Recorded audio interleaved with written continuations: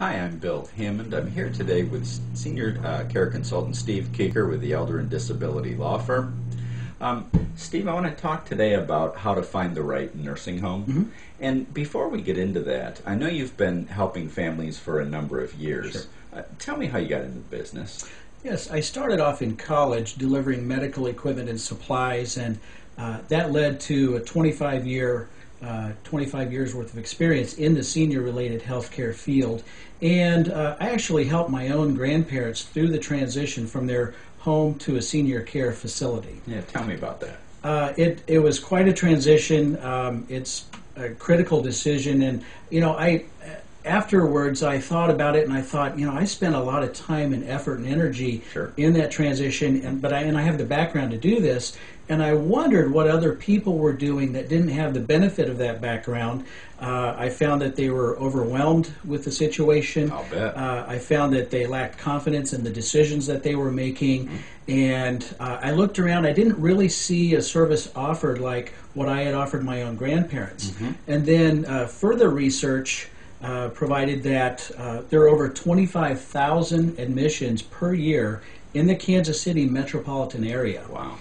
Into the various levels of care. There are over 300 facilities to choose from. That's just overwhelming for most Sure. people. And I found that as long as I've been doing this, and I started offering the service in 2002, the families are reporting that they're spending anywhere from 50 to 100 hours in that process, and even then many of them still don't have a high level of confidence in the decisions that they're making. So And if they get you involved, what kind of time are they spending then with you doing all the legwork?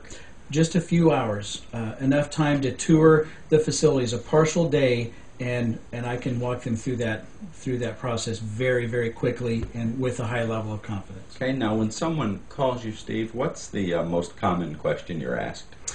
It would have to be, hands down, when is the right time to make that transition from home to a senior care facility? And what's the answer? I mean, I know there's no magic wand, but yeah. how do you go? What's the process? I would say there are a few triggers that you should consider. It's different for everyone, but when it's no longer safe to be at home, you could be leaving burners on, wandering away and not being able to find your way home, not taking your medication on time, Right. Fallen victim to financial abuse opportunities. One of the most dramatic examples of that was I talked to a gentleman, and he would stop by and visit his mother every day on the way home from work, and he said, "Hi, Mom, how are you doing?" And something caught his eye. He looked over her shoulder into the dining room table in the dining room, and there's a tablecloth on it. It literally had just caught fire. Oh, wow. So he goes running in, he puts that out. He says, "Mom, you're not supposed to light the candles on the dining room table." And she said, "I didn't light them. Someone else must have lit these candles." Well, she had memory loss, and she literally forgot. Yeah. And one of the candles melted down, fell over, and caught fire. Thank goodness he arrived when he did. Oh, no kidding. So that's a trigger. Another trigger is when the health of the caregiver begins to decline. So now you have two people on the decline. That's a trigger. So if we had, like, for instance, a married couple, and just as an example, the wife is caring for the husband. Let's say he has Alzheimer's. She's been caring for him and running herself ragged, and it gets to the point where her health starts to fail. Yes. Then at that point, they need to look at placement. Absolutely, absolutely. The third trigger would be just a financial decision where maybe the cost of in-home care is just becoming too cost prohibitive. Sure. And then the last but not least, it could be as simple as this: you're trying your best, but maybe at some point the care that you're providing just isn't enough. Then that's when we like to ask the question: why not consider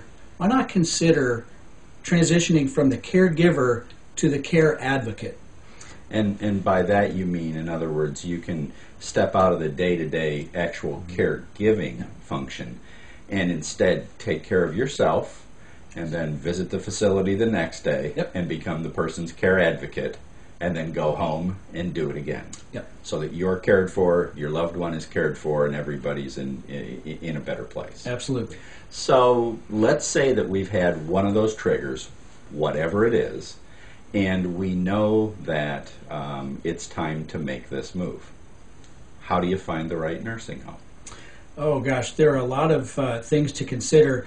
First and foremost, you need to consider the level of care. You have to find the proper level of care. I can't tell you how many families I've worked with they've spent a significant amount of time, just dozens and dozens of hours, and only to find that the facility that they thought they would choose is not a candidate because it's the wrong level of care. They can't provide that. So another major consideration is how are you going to pay for the care? And that's big. If you think you may outlive your assets, and most people do, frankly, you better make sure that facility will accept Medicaid. And of course, in our area, Steve, it varies according to the facility and the type of care, but nursing home care in our area, rule of thumb, $5,000 to $6,000 a month or more, and who can afford it? That's right. That's right. The third factor would be personal needs and preferences. So location is always usually right at the top of the list. You want to be close and nearby. But if you have a need, like one family, mother loves to play the piano. It just fills her up. She brings her great joy. People love to watch her and listen to her play. So you have to have an operating or working piano. Another one, the most interesting. So let me stop you right there, though. Yeah. So as part of the selection process, are you telling me that you actually got to know that client well enough that one of the things you needed to find was a facility that had a piano that Grandma could play? Yes. And that was successful? Oh, yeah. Wow. This is common, actually. Excellent. Yeah. Okay. Yeah. The most interesting one was a lady needed nursing home level of care, and she liked to dance in her room, and so she needed a private room. Okay, and that's fine. But she was a strict vegan. Oh, wow. Okay. So now, try to find a nursing home that dishes up the great, the roast beef and the mashed potatoes, sliced pork roast, hamburgers, hot dog, right? Try to get them to alter their operation to serve food to a strict vegan. So, and a vegan is? Someone who eats absolutely no animal products whatsoever. Wow. So it's very challenging. Found a dietary manager who thought that was a challenge and thought it was kind of neat. And so they said, look, here's what we'll do. We'll do our homework.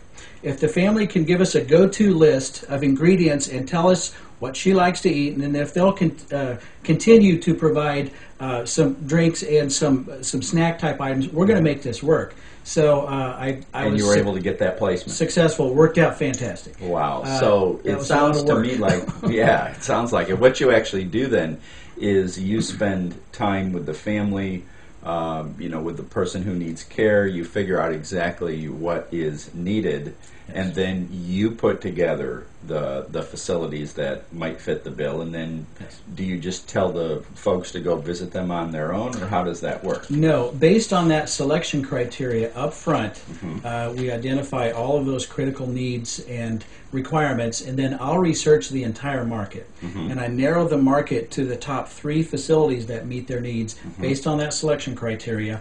But then you get me for the day.